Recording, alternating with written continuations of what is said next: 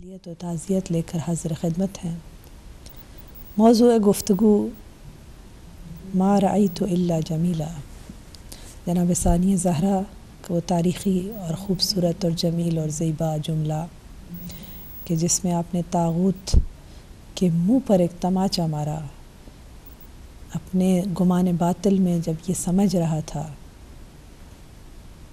کہ میں فتح یاب ہوا، اور اس انداز میں اس نے بی بی کونین کو زبان کے زخم لگانے شروع کیے، تو میری بیوی نے یہ کہہ کر اس کا منہ بند کر دیا۔ ہم گزشتہ ایام میں تحریک کربلا کے حوالے سے یہ دیکھ رہے ہیں کہ کربلا میں کیا جمیل تھا، کیا زیبا تھا، کیا خوبصورتیاں ہیں عاشورہ کے پیغام میں۔ سید الشہداء سلام اللہ علیہ کا یہ عظیم قیام کہ جس میں ہم یہ دیکھتے ہیں کہ طاغوت کی جڑیں جو ہیں وہ لرز کر رہ گئیں اور جڑوں سے اٹھا کر پھینک دیا انہوں نے۔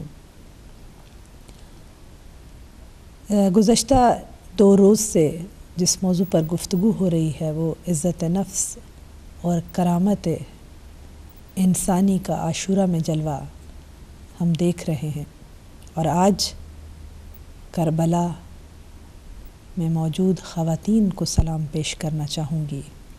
ہم یہ دیکھتے ہیں کہ کربلائی بیبیاں روز عاشورہ کس انداز میں عزت اور کرامت کی نمائش نظر آتی ہے، ان کے کردار، ان کے عمل، ان کی گفتار سے۔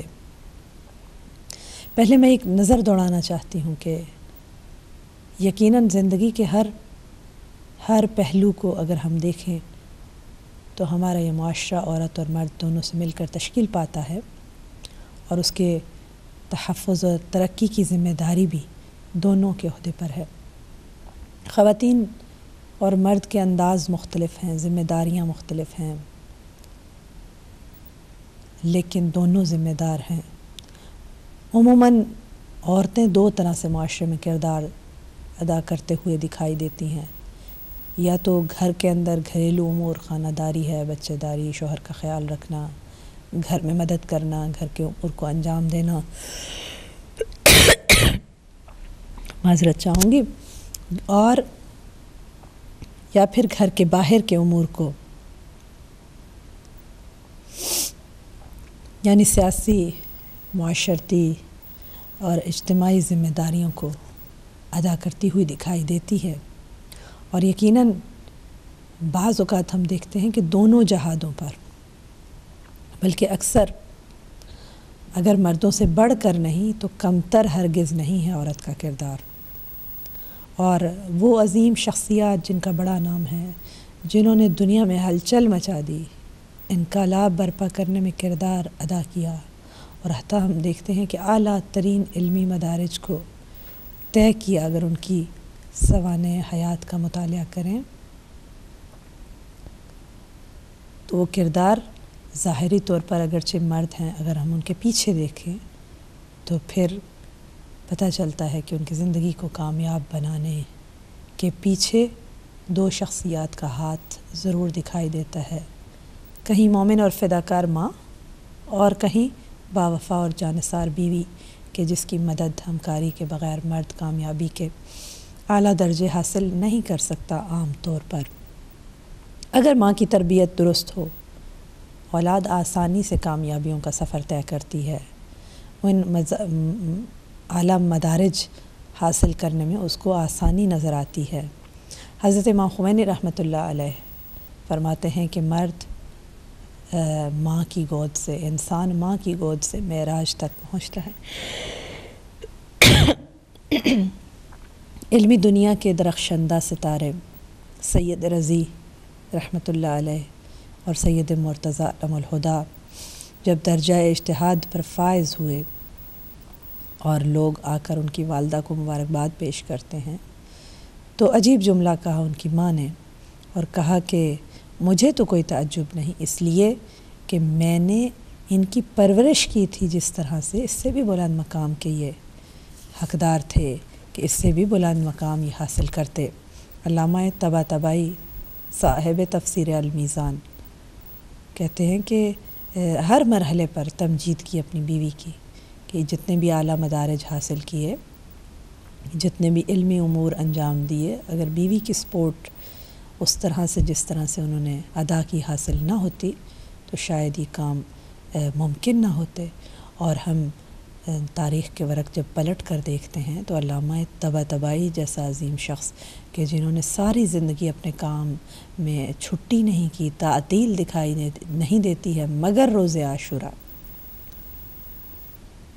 تو ہم دیکھتے ہیں کہ آخری ایام میں جب ان کی زوجہ بستر بیماری پر ہیں، حالت علالت میں ہیں، تو سارے کام چھوڑ کر ان چند مہینوں میں عیادت کی ہے علامہ طباطبائی نے۔ اور اگر کسی نے پوچھا تو کہا کہ یہ حق ہے، اس لیے کہ ساری زندگی اس خاتون نے میری خدمت کی اور میرا ساتھ دیا اور اس انداز میں مجھے کامیابی کے اعلیٰ مدارج حاصل ہوئے۔ بہرحال یہ تو ایک ابتدائی اور تمہیدی گفتگو تھی جو میں نے آپ کی خدمت میں عرض کی۔ ہم یہاں کربلا کے حوالے سے گفتگو کرنے چلے ہیں، اور کربلا میں بھی دیکھتے ہیں کہ عورتوں نے اپنا عظیم کردار بطریق احسن نبھایا۔ جن خواتین کے نام ہمیں ملتے ہیں، بعض عظیم خواتین کے نام کہ جو میں جمع کر سکی اور آپ کی خدمت میں لے کر حاضر ہوں۔ زوجہ زہیر کا نام، دیلم نام ظاہراً لکھا ہے کہ یہ عظیم خاتون تھی کہ جس کی وجہ سے اس کا شوہر جو ہے وہ امام حسین علیہ السلام کے رکاب میں شہید ہوا اور اس عظیم سعادت کو حاصل کیا۔ زہیر بن کین مکہ سے اپنے وطن واپس آ رہے ہیں، ساتھ چند قبیلے بھی تھے، اور ان کا یہ قافلہ امام حسین علیہ السلام کے پیچھے پیچھے حرکت کر رہا ہے۔ کہتے ہیں کہ جہاں قافلہ حسینی کاروان امام حسین علیہ السلام جہاں پر قیام کرتا اور رکتا، منزل کرتا، تو ان کی کوشش ہوتی تھی کہ تھوڑا ہٹ کے ہی اپنے خیمے نصب کرتے۔ ایک منزل ایسی آئی کہ زہیر کھانے میں مصروف تھے اور اچانک امام کی طرف سے قاصد آیا اور آ کر سلام کیا اور کہا کہ حسین نے بلایا ہے۔ کہتے ہیں کہ پیغام سن کر اتنی خاموشی چھا گئی، کیفیت یہ تھی کہ اگر پرندہ سر پر بیٹھتا تو پتہ نہ چلتا، نوالے چھوٹ گئے۔ بیوی نے پوچھا کہ کون آیا ہے، پتہ چلا؟ تو زہیر خاموش ہیں۔ کہا سبحان اللہ، فرزند رسول بلائے اور تم خاموش رہو، جواب نہیں دے رہے، جاؤ جا کر سنو وہ کیا کہتے ہیں، اس پر غور کرو۔ اور امام کی بارگاہ میں زہیر کو بھیجا، زہیر گئے، اور جب واپس آئے ہیں تو اب سب کچھ بدل چکا ہے۔ اب چہرہ نورانی ہے، اب لب خنداں ہیں، اور پلٹے اپنے خیمے کو اٹھوا کر امام کے خیموں کے ساتھ لگوایا۔ زوجہ سے کہا کہ تو آزاد ہے، جہاں جانا چاہے، اپنے والدین کے پاس جانا چاہے تو چلی جا، میں نہیں چاہتا کہ میرے بعد تجھے کوئی تکلیف ہو میری وجہ سے، اور میں نے یہ فیصلہ کیا ہے کہ میں لشکر حسینی میں شامل ہو رہا ہوں اور امام علیہ السلام پر جان اپنی قربان کر دوں گا۔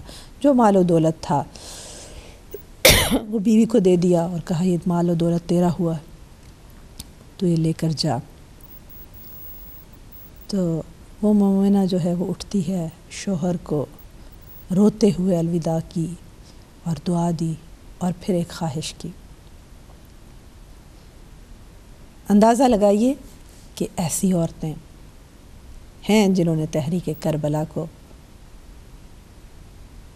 اس طریقے سے روشن کیا، اور اگر ہم ان کے کرداروں کو دیکھیں تو یہ نمونہ عمل ہے، یہ درس ہے، یہ صرف تاریخ نہیں ہے کہ ہم تاریخ دہرا رہے ہیں اور یہ واقعات دہرا رہے ہیں، بلکہ ہر نقطہ جو ہے وہ اگر صاحب بصیرت انسان ہو تو اسے درس لے سکتا ہے، وہ اس میں چھپے ہوئے خزانے کو ڈھونڈ سکتا ہے۔ اب زوجہ زہیر یہ کہتی ہیں کہ میری خواہش ہے اے زہیر کہ روز قیامت جد حسین کے سامنے میری شفاعت ضرور کرنا، اور یہ ضرور کہنا کہ جس نے مجھے بھیجا تھا وہ میری زوجہ تھی۔ اور پھر ہم دیکھتے ہیں کہ بعد میں واقعات میں یہ ملتا ہے کہ زوجہ زہیر نے اپنے غلام کے ہاتھ ایک کفن بھیجا ہے کربلا، اور یہ سوچ کر کہ وہ تو فرزند رسول ہیں، انہیں تو امت نے کفن دفن کر دیا ہوگا، اور کہیں ایسا نہ ہو کہ زہیر کا لاشا بے کفن رہ جائے۔ اور آپ سب جانتے ہیں کہ جب وہ کربلا پہنچا تو اس نے دیکھا کہ حسین کا لاشا بھی بے گور و کفن ہے، اور لہٰذا اس نے کہا کہ میں اپنے آقا کو بھی یہ کفن نہیں پہناؤں گا۔ ایک اور عظیم خاتون مادر وہب ہیں، ام وہب، عبداللہ بن حباب کلبی کی زوجہ ہیں، وہب بن عبداللہ کی مادر گرامی، اور ان کے ساتھ وہب بن عبداللہ کی زوجہ بھی، کہ ماں اور بیوی کے ساتھ کربلا پہنچے ہیں۔ ہر وقت ماں شہادت کی ترغیب دیتی ہے، نصرت حسینی کا جذبہ جگاتی ہے، اور بیٹا حامی بھرتا ہے، اور روز عاشورہ رجز پڑھا، حملہ کیا، واپس آیا، کہا ماں مجھ سے راضی ہے۔ کتنی عظیم ہیں یہ مائیں، کہ کہا جب تک نہ جان نچھاور نہیں کرو گے ماں راضی نہیں ہے۔ اب ظاہر ہے کہ تاریخ میں یہ ملتا ہے کہ شادی کو صرف 17 دن ہوئے تھے جب کربلا پہنچا۔ آج کی عورتیں اندازہ لگائیں، سمجھ سکتی ہیں کہ خاتون کے احساسات اور جذبات کیا ہوتے ہیں۔ بیوی نے دامن پکڑ لیا کہ مجھے اپنے غم میں داغدار نہ کرو، ایک جگہ پہ اس طرح سے ملتا ہے کیونکہ جدائی سخت ہے، اور عجیب جملہ کہا میں جانتی ہوں کہ تو شہید ہو جائے گا اور جنت میں حور العین ظاہر ہے کہ وعدہ ہے، اور مجھے بھول جائے گا۔ حسین کی بارگاہ میں آئی، مولا 2 حاجتیں ہیں، ایک یہ کہ جب میرا شوہر شہید ہوگا تو مجھے اپنی اہل بیت کی کنیزی میں ساتھ رکھیے، اور دوسرا یہ کہ وہب آپ کو گواہ بنا کر کہے کہ روز قیامت مجھے نہیں بھولے گا۔ امام نے گریہ فرمایا اور کہا کہ تیری دونوں حاجتیں پوری ہوں گی۔ اب ماں نے کہا کہ جاؤ بیٹا، فرزند رسول پر اپنی جان کو نچھاور کرو۔ میدان میں گئے وہب، جنگ کی، بہت سوں کو واصل جہنم کیا، دشمن نے دونوں ہاتھ کاٹ دیے۔ ماں ایک خیمے کا ستون اٹھا کر میدان کو نکلی، بیٹے نے واپس کرنے کی کوشش کی، کہا جب تک تو شہید نہ ہوگا واپس نہ جاؤں گی۔ اور جب شہید ہوئے تو وہب کی تلوار لے کر میدان میں آ گئی۔ اب مولا نے فرمایا یا ام وہب اجلسی فقد وضع اللہ، فرمایا کہ اے وہب کی ماں بیٹھ جا، خدا نے عورتوں سے جہاد کو اٹھا لیا ہے، اور بے شک آپ اور آپ کا بیٹا جنت میں میرے جد امجد کے ہمراہ ہوں گے۔ مولا نے اس کو دعائے خیر دی، وہ پلٹ گئی۔ کہتے ہیں کہ وہب کی شہادت کے بعد اس کی زوجہ لاشے پر آ کر چہرہ وہب سے خون کو صاف کیا، اور شمر ملعون نے اپنے غلام کو حکم دیا، اور اس نے زوجہ وہب کے سر پر ضرب لگائی، اور کربلا کی شہیدہ خاتون زوجہ وہب ہیں۔ یاد رہے کہ وہب نصرانی تھے، مسلمان ہوئے تھے، امام حسین کے دست مبارک پر مسلمان ہوئے تھے، بے حد بہادر تھے، اور ان کو دیکھ کر عمر سعد نے کہا تھا تو کتنا شجاع ہے، کتنا بہادر ہے۔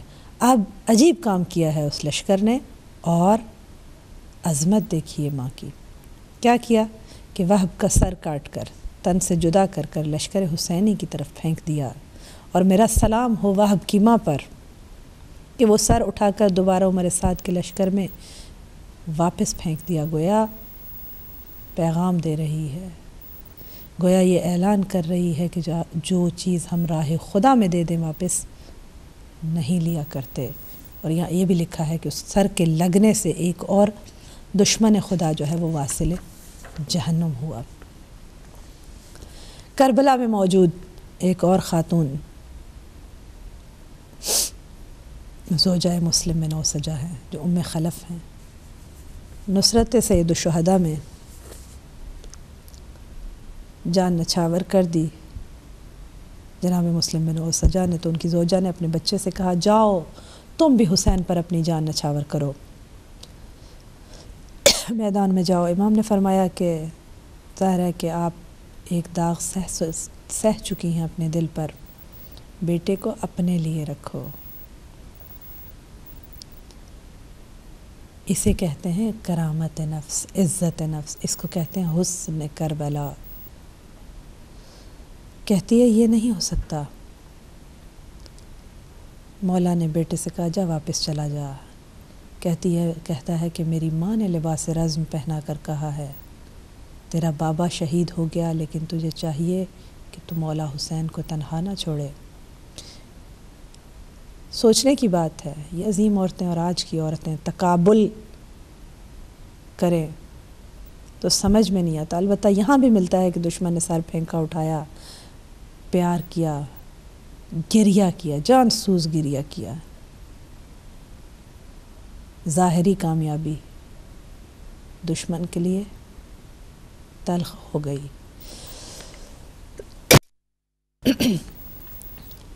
زوجہ ہانی بن عروہ کا ذکر کروں گی۔ رویحہ نام ظاہراً لکھا ہے۔ ہانی بن عروہ وہ ہیں کہ جن کے گھر میں مسلم بن عقیل نے قیام کیا اور انہیں وقت کے حکمرانوں ظالموں نے شہید کر دیا۔ حضرت مسلم کے میزبان تھے۔ ہانی کی شہادت کے بعد چند دن تک تو گھر والے انڈر گراؤنڈ رہے۔ ظاہر ہے کہ حالات جو ہیں وہ اس قدر پرآشوب تھے، اور پھر زوجہ ہانی نے اپنے بیٹے یحییٰ کو ساتھ لیا، کربلا میں آ گئی، کیونکہ سن رکھا تھا کہ حسین کربلا پہنچ چکے ہیں۔ بیٹے کو خود میدان کی جانب روانہ کیا، شوہر دیا، بیٹا بھی لے کر آ گئی۔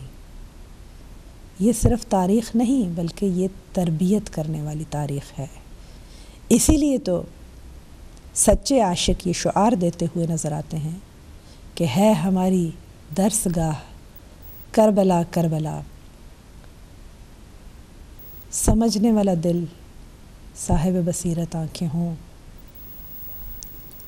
تو پھر انسان ان گہرائیوں کو حاصل کر سکتا ہے اور پہنچ سکتا ہے۔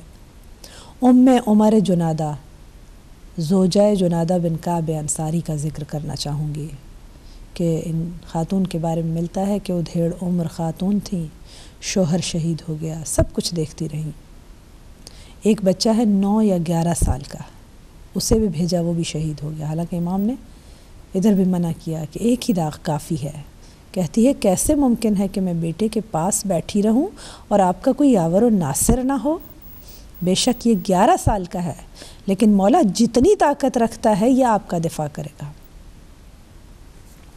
اور ان کے بارے میں بھی ملتا ہے کہ شاید ان کے بیٹے عمر بن جنادہ کے سر کو بھی دشمن نے قتل کر کے ماں کی طرف پھینکا، اور آپ نے اٹھا کر پیار کیا اور کہا کتنا اچھا جہاد کیا میرے دل کے چین، میرے نور چشم، اور پھر دشمن کی طرف واپس پھینک دیا، اور پھر خیمہ کی لکڑی اٹھا کر حملہ کیا۔ امام مانے ہوئے اور خیمہ واپس لائے۔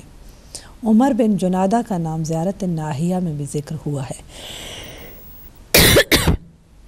توآ کا نام یقیناً ناظرین گرامی آپ سب کو یاد ہوگا کہ وہ عظیم کربلائی خاتون ہے جو کربلا میں حاضر نہیں ہے۔ آج کی عورتیں اگر گھر میں دیکھیں کہ کچھ تھوڑے سے مسائل ہیں نظریاتی طور پر، عقیدے کے طور پر، گھر والے ساتھ نہیں دیتے تو یہ بہانہ بنا کر کہ مجھے اس چیز کی اجازت نہیں ملتی، میں گھر کا ماحول خراب نہیں کر سکتی، میں ایک الگ محاذ کھڑا نہیں کر سکتی، اندازہ لگائیے میں اکیلی ہوں، میں کیا کر سکتی ہوں۔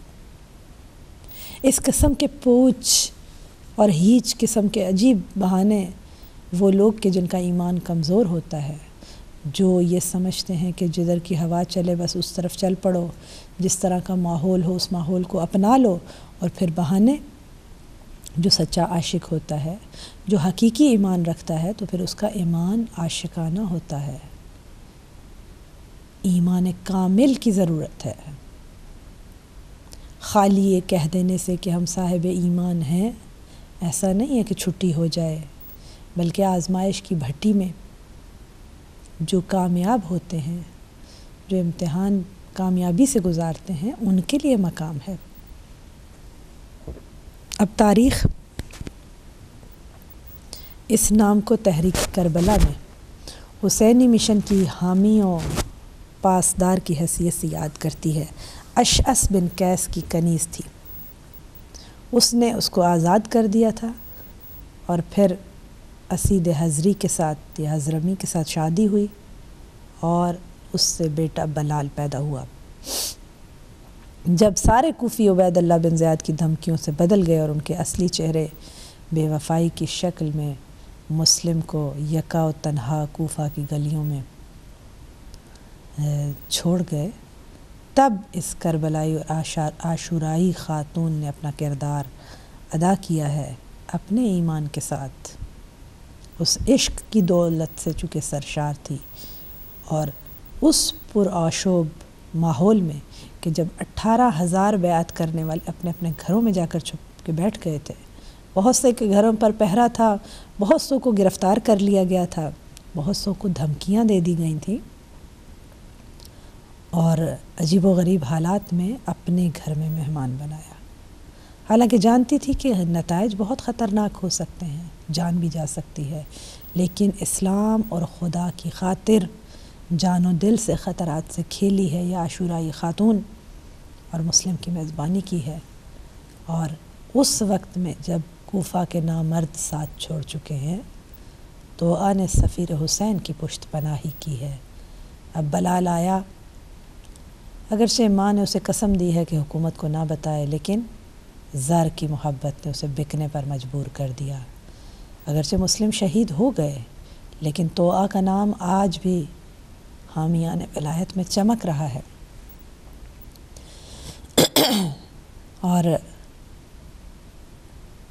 حجت الاسلام والمسلمین آغا قراءتی جو کہ میرے استاد بھی ہیں، وہ لکھتے ہیں کہ توآ کا باپ ابن ملجم کا ہم فکر تھا۔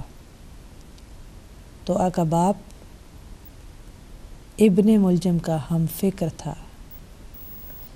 اشعث بن قیس کی کنیز تھی نا، اور امام حسن کی قاتل کا کیا نام ہے؟ وہ بیٹی تھی توآ کی، اور بیٹا کربلا گیا تاکہ حسین کو شہید کر سکے، یعنی اشعث کی اولاد خلاف ہے۔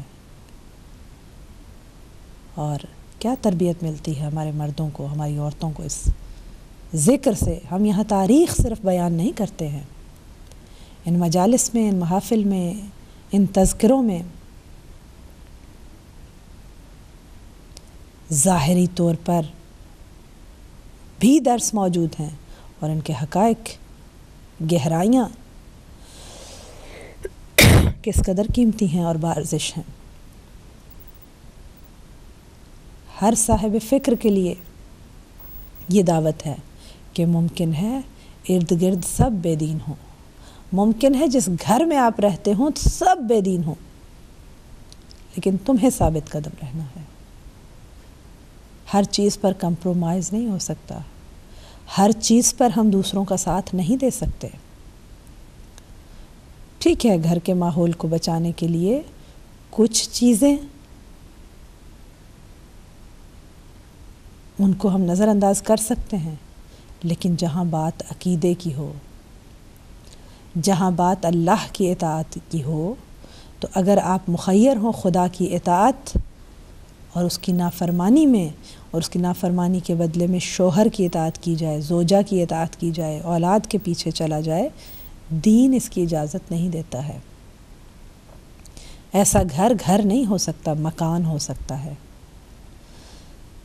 اس کے علاوہ بنی اسد کی عورتیں کہ آپ سنتے ہیں ہمیشہ کہ 2 محرم کو جب وہ قافلہ پہنچا ہے اور سید الشہداء سلام اللہ علیہ نے اس زمین کو خریدا، اور خریدنے کے بعد بنی اسد کو ہبہ کر دیا، اور ان کے مردوں کو نصیحت کی، اپنی وصیتیں کی، اور یہ کہا کہ ہمارے لاشوں کو دفنا دینا، لیکن تاریخ یہ بتاتی ہے کہ 3 روز تک فرزند رسول اور ان کے ساتھیوں کی لاشیں بے گور و کفن زمین کربلا پر پڑے رہے۔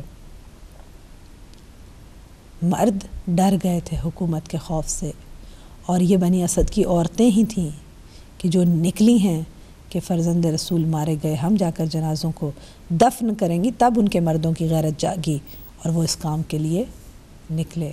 اسی طرح سے زوجہ یزید کا تذکرہ ملتا ہے کہ آپ کیا کہیں گے کہ وہ ظالم فاجر، لیکن اس کے اپنے گھر میں حسین حسین کرنے والی بیوی موجود ہے کہ جس نے جو وہ مظالم دیکھے ہیں تو یہ کہا کہ میں یہ برداشت نہیں کر سکتی ہوں، اور کس انداز میں تاریخ میں ملتا ہے کہ بھرے دربار میں آ گئی، اور جب اس نے بڑھ کر اس کے سر پر چادر دی تو اس کو برا بھلا کہا اور اس کی حقیقت کو دنیا کے سامنے آشکار کیا۔ بہرحال میں مختصر کروں گی، کربلا میں جن شہداء کی مائیں موجود تھیں، جناب اون و محمد بن عبداللہ کہ جن کی ماں زینب علیہ ثانی زہرا شریکت الحسین ام المصائب کہ جو کربلا میں موجود تھیں، حضرت عبداللہ بن حسن کہ جن کی ماں جناب رباب کہ جن کو علی اصغر بھی کہتے ہیں، قاسم بن حسن کہ جن کی ماں رملہ تھی، اور عبداللہ بن حسن بجلیہ نام ہے ان کی والدہ کا، اسی طرح سے عبداللہ بن مسلم کہ جن کی ماں دختر امیر المومنین جناب رقیہ، محمد بن ابی سعید بن عقیل، عمر بن جنادہ کی ماں، عبداللہ کلبی کی ماں اور زوجہ، اور اسی طرح ملتا ہے کہ علی ابن الحسین جناب علی اکبر کی والدہ گرامی جناب ام لیلہ۔ یہ کچھ نام ہیں کہ جو میں آپ کی خدمت میں پیش کر سکی ان عظیم ماؤں کے کہ جو واقعہ کربلا میں سرزمین کربلا پر موجود ہیں۔ اسی طرح جناب ام کلثوم وہاں پر موجود ہیں، اور ہم ہر بی بی چاہے وہ اہل بیت کے گھرانے کی سے تعلق رکھتی ہیں یا نہیں رکھتی ہیں، اور ظاہراً جناب فضہ ہر بی بی جو وہاں پر موجود ہے اپنا بہترین کردار ادا کرتی ہوئی نظر آتی ہے۔ چھوٹے چھوٹے بچے بھی ہیں، پیاسے ہیں، بھوکے بھی ہیں۔ علامہ نکن کی زبانی یہ جملہ نقل کروں گی کہ کربلا والے صرف 3 روز کے پیاسے نہیں تھے، بھوکے بھی تھے، لیکن کہیں پر کسی بچے نے بھی کسی سے کھانا مانگا ہو تاریخ ہمیں نہیں دکھاتی کہ کوئی گوشہ ایسا نظر آتا ہو کہ حتیٰ حسینی خاندان کے کسی چھوٹے بچے نے بھی کسی سے غذا طلب کی ہو۔ کیوں؟ اس لیے کہ شرافت و کرامت کا یہ تقاضا ہے کہ جتنی بھی بھوک کیوں نہ ہو کسی سے کھانا نہ مانگا جائے۔ اور جہاں تک سوال آب کا تعلق ہے تو یہاں مسئلہ جو ہے وہ مختلف ہے، فرق کرتا ہوا نظر آتا ہے۔ ناظرین گرامی، تیزی سے دن گزرتے چلے جا رہے ہیں۔ کربلا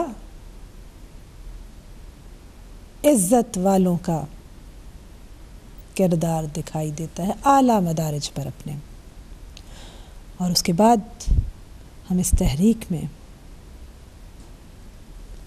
عزت کے علمبردار انہی افراد کو جب یہ اسیر ہو کر گئے ہیں تو بھی اپنی اوج پر دکھائی دیتے ہیں کہ امام کی شہادت کے بعد اس عزت حسینی کے کردار کو پہنچانے کے لیے چونکہ اب ذمہ داری اسرا کے کندھوں پر آ پڑی ہے، اور انہوں نے اس انداز میں کہ جیسا کہ میں نے غالباً کل بھی اشارہ کیا کہ اگر شیر زنجیر میں بھی ہو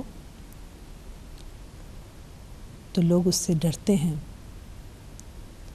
اور دشمن مسلح ہے، اس کے پاس تمام تر قدرت ہے، طاقت ہے ظاہری، لیکن کہیں بھی گھبرائے نہیں ہیں۔ چھوٹی سی کوئی ایسی حرکت، کوئی ایسا عمل دکھائی نہیں دیتا کہ جس میں سے ذلت کا پہلو نکلتا ہو۔ یہ سب پیامآور ہیں عزت حسینی کے، اور انہوں نے عزت حسینی کو کربلا میں دفن نہیں کر دیا بلکہ ساتھ لے کر شہروں میں کوفہ و شام ساتھ لے کر چلے ہیں، اور اسی ترتیب سے پورے جہان اسلام میں اس کا پیغام پہنچایا ہے۔ یہ زینب ہی تھیں، بھائی نے کہا تھا کہ اس انداز میں بےتابی نہ کی جائے، تو ہم دیکھتے ہیں کہ کس طرح سے بچوں کو، بیواؤں کو، یتیموں کو، ایسی ماؤں کو کہ جن کی گود اجڑ گئی، بی بی تسلیاں دے رہی ہے، بی بی ان کے لیے سکون کا سبب ہے۔ زینب کبریٰ کہیں عباس بنی دکھائی دیتی ہے، کہیں حیدر کا لہجہ استعمال کر رہی ہیں، کہیں حسین کی رسالت انجام دے رہی ہیں، اور جس انداز میں جس طرح سے بھی ہو سکا ہے، بی بی زینب کبریٰ سلام اللہ علیہا پوری کرامت و شرافت کی پاسبان نظر آتی ہیں پوری طرح سے۔ اور پھر وہ جملہ کہ جس کو ہم ہر روز دہرا رہے ہیں، اندازہ لگائیے، ظاہری طور پر اگر دیکھا جائے تو یہ نظر آنا چاہیے کہ عورت بہت جلدی ٹوٹ جاتی ہے۔ اگر کسی کے گھر سے اکٹھے 4-5 جنازے اٹھیں تو ختم ہو جاتی ہے۔ یہ کیسی شیر دل خاتون ہے کربلا کی، 72 داغ ہیں دل پر۔ اور پھر یہی نہیں بلکہ وہ شہزادی کو جو کسی زمانے میں کوفہ کی شہزادی کہلاتی تھی اور اس شہر میں اس کے بابا کی حکومت تھی،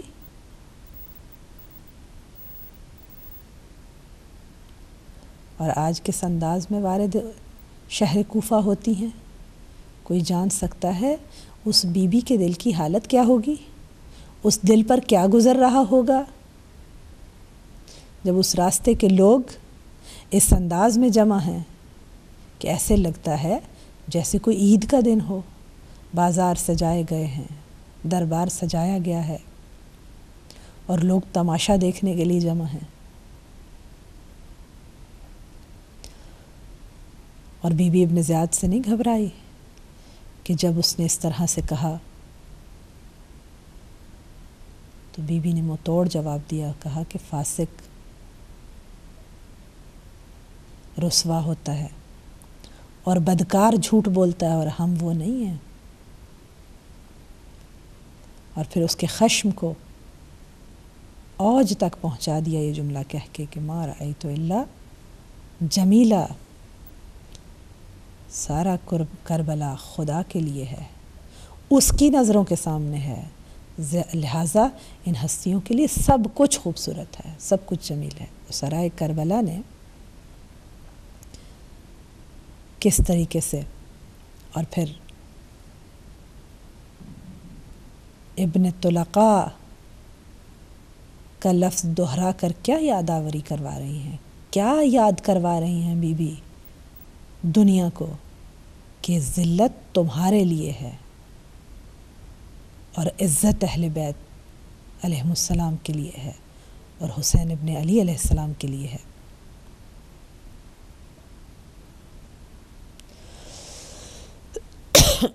اور بی بی اپنے خطاب میں کیا کہتی ہیں، اے یزید اپنے مکر و فریب کے ساتھ جتنی کوشش کر سکتا ہے کر لے،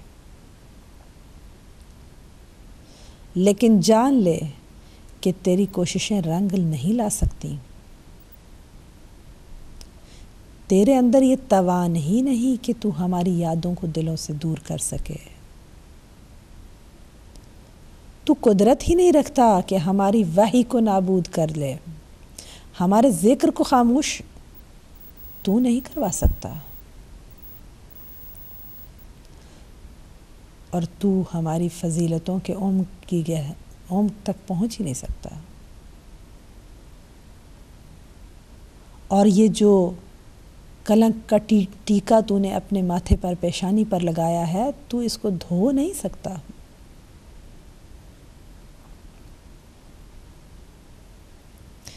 تیری رائے ختم ہو جائے گی، نابود ہو جائے گی. تیری زندگی چند دن کی زندگی ہے.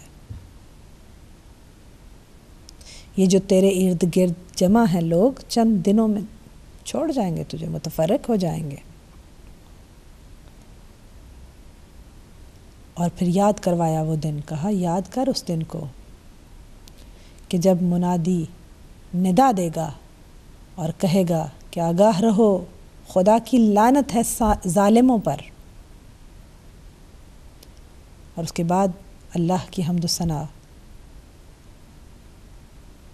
کہ وہی ہے جس نے ہمارے پہلے کو سعادت و مغفرت اور ہمارے آخری کو شہادت و رحمت سے سرفراز کیا. اور سید سجاد علی ابن الحسین علیہ الصلاۃ والسلام نے بھی اسی طرح سے گلے میں توق، ہاتھوں میں ہتھ کڑیاں، پشت زخمی، پیر زخمی، تھکا ہوا سید سجاد کہ جو پروردگار عالم کی مصلحت اور بقائے نبوت کی وجہ سے کربلا میں بیماری غالب کر دی گئی، بقائے امامت مد نظر تھی. کس طرح سے کہ جب ابن زیاد نے ملعون نے یہ کوشش کی کہ شہادت حسین ابن علی کو خدا کی طرف نسبت دے، تو شجاعت کے ساتھ کھڑے ہو کر مردانگی کے ساتھ یہ ثابت کیا کہ یہ بدبخت، ملعون اور نابخرد افراد تھے کہ جنہوں نے میرے بابا کو شہادت تک پہنچایا. اور یہاں تک کہ اس قدر خشمگین ہوا ابن زیاد کہ اس نے حکم دیا کہ سید سجاد کے سر کو تن سے جدا کر دیا جائے. آؤ دیکھو کہ جناب زینب کبریٰ نے کہا کہ آگے بڑھ کر یہ کہتی ہوئی نظر آتی ہیں کہ تو یہ نہیں کر سکتا، اگر یہ کرنا چاہتا ہے تو تجھے پہلے مجھے قتل کرنا پڑے گا. آپ یہ دیکھیے کہ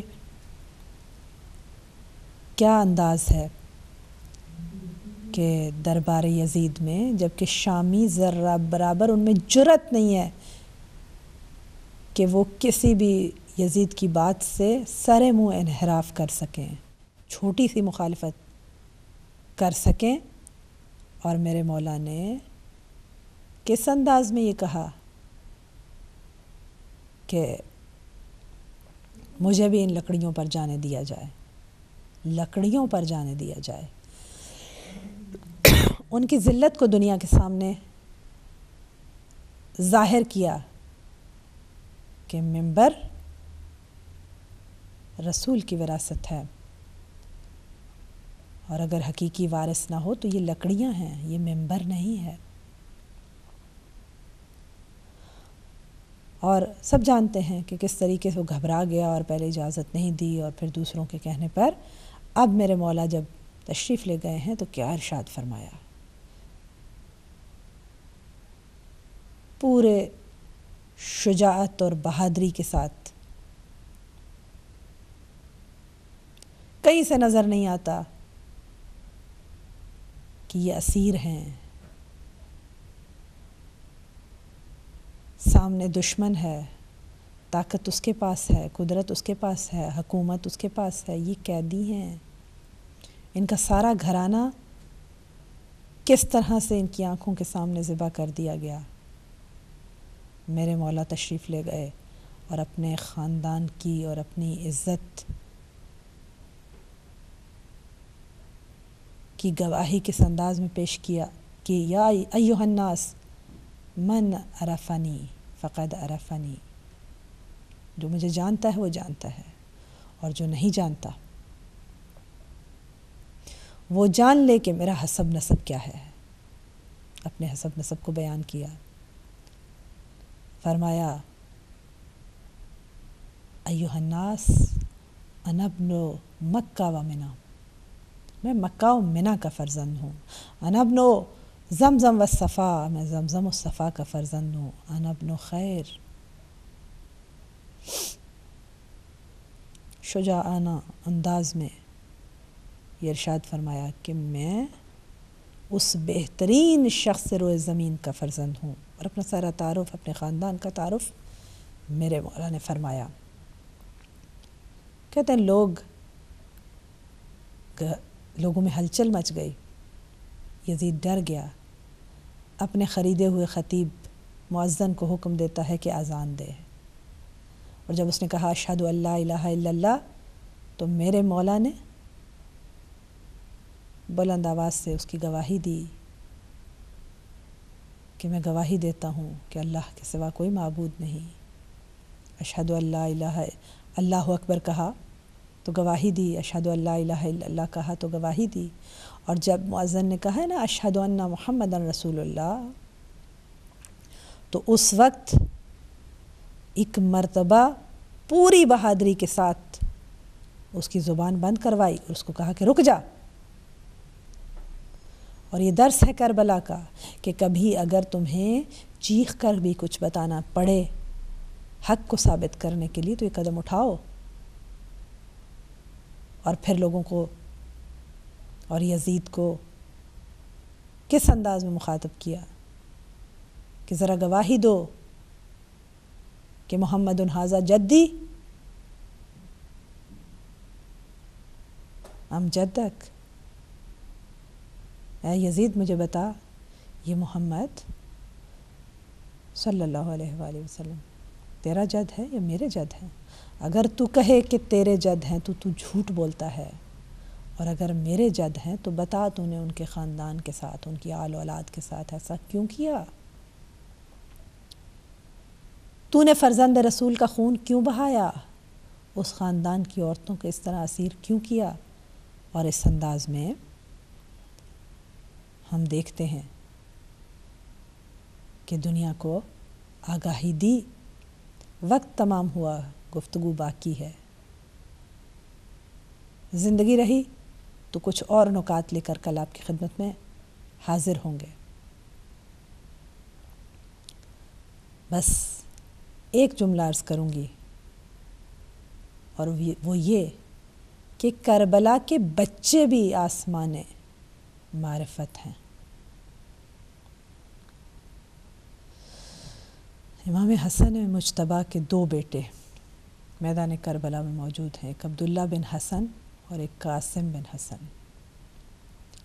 زمانہ امام حسن میں لوگوں نے اس نعمت کی قدردانی نہ کی، اور ہر کسی نے جس طرح کر سکا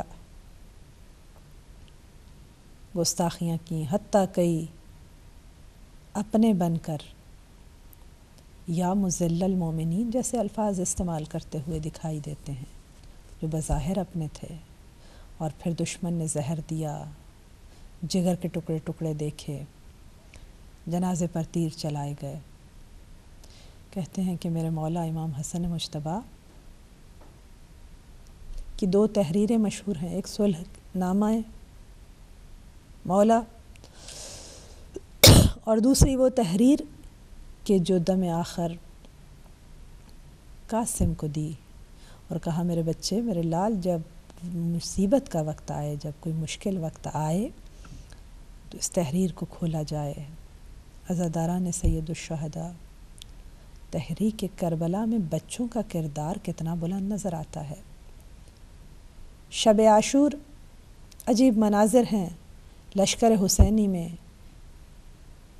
کوئی اسلحہ صاف کر رہا ہے، کوئی اپنی اپنی قربانی تیار کر رہا ہے، کوئی بارگاہ پروردگار میں مناجات کر رہا ہے، کوئی راز و نیاز کر رہا ہے۔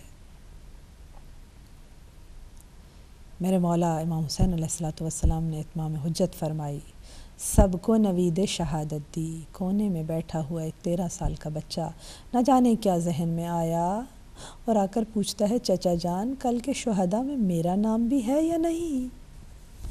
تو ایک مرتبہ میرے مولا کو پیار آیا اور کہا اے میرے لال قاسم، کل کے شہداء میں علی اصغر کا نام بھی ہے۔ عزادار و شہزادے کو جلال آیا، ایک مرتبہ کھڑے ہو کر کہا مولا کیا کل یہ بے غیرت ہمارے خیموں میں آ جائیں گے؟ میرے مولا کہتے ہیں نہیں میرے لال، کسی کی یہ جرأت نہیں جب تک حسین زندہ ہے تو حرم حسینی کی طرف ایک ٹیڑھی نگاہ بھی ڈالے۔ عزاداران سید الشہداء، اب میرے مولا نے ایک عجیب سوال کیا ہے شہزادہ قاسم بن حسن سے، میرے لال کیف عندک الموت، تیرے نزدیک موت کا کیا مقام ہے؟ کہا شہد سے زیادہ شیرین ہے موت، دنیا کے منہ پر تماچا ہے یہ قاسم کا جواب۔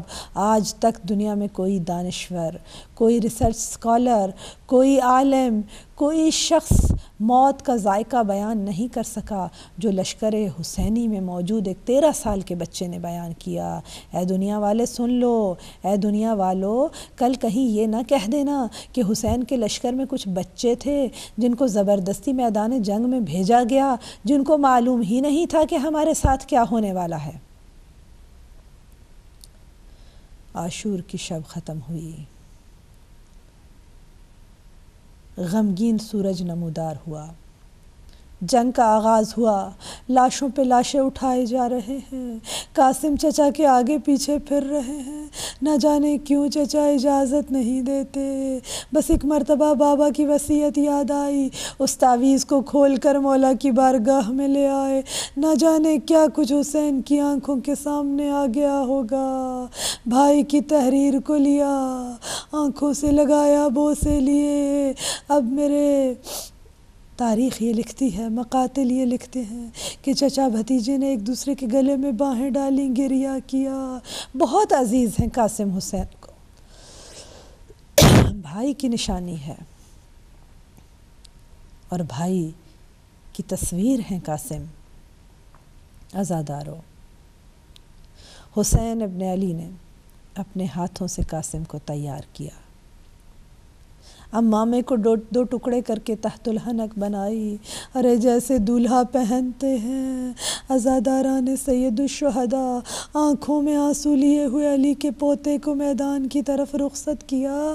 دشمن کا راوی یہ لکھتا ہے ایسا لگتا تھا کہ لشکر حسینی سے کوئی چاند نمودار ہو گیا ہو۔ عزاداروں مجھے بتاؤ، جو دشمن کی نگاہ میں چاند ہوگا، ارے وہ ماں کی نگاہ میں کیا ہوگا، وہ چچا کی نگاہ میں کیا ہوگا؟ عزاداروں لڑے جا کر قاسم، بڑی بہادری سے لڑے، ارزق شامی کے 4 بچوں کو تحقیق کیا، خود اس کو واصل جہنم کیا۔ ایک مرتبہ گھوڑے سے گرے، ایک آواز آئی، اب چچا جان مدد کو آؤ، یا اماں ہو کی آواز سننی تھی۔ دشمن کا راوی کہتا ہے حسین اس طرح سے بڑھے جیسے عقاب بلندی سے جھپٹتا ہے، اس تیزی سے لشکر کے دشمن پہ حملہ کیا کہ ادھر کے گھوڑے ادھر اور ادھر کے گھوڑے ادھر، ارے فروا کا پھول بعض روایات کے مطابق مسلا گیا، جبکہ بعض یہ کہتے ہیں کہ وہ قاتل جو سر قاسم کو کہ سر کو تن سے جدا کرنا چاہتا تھا، وہ گھوڑوں کی ٹاپوں تلے پامال ہو گیا۔ عزاداروں میرے مولا کے لیے کتنا مشکل ہے۔ لاشائے قاسم پہ پہنچے، بیٹا میرا لال حسین شرمندہ ہے، تو پکارے اور حسین وقت پہ نہ پہنچ سکے۔ فوضع صدرہ علی صدرہ، قاسم کے سینے کو اپنے سینے سے لگایا، مجھے نہیں معلوم کس انداز میں حسین لاشائے قاسم کو لے کر خیام میں آئے، شہزادیوں میں سیدانیوں میں کوہرام بپا ہو گیا۔ یا فاطمہ زہرا، بقیع سے آئیے، ہم آپ کے یتیم کا پرسہ دیتے ہیں۔ اے جناب ام فروا، آپ کی کمائی کام آ گئی، آپ کے لال نے اپنے چچا پر جان نچھاور کر دی۔ الا لعنت اللہ علی القوم الظالمین، وسیعلم الذین ظلموا ای منقلب ینقلبون۔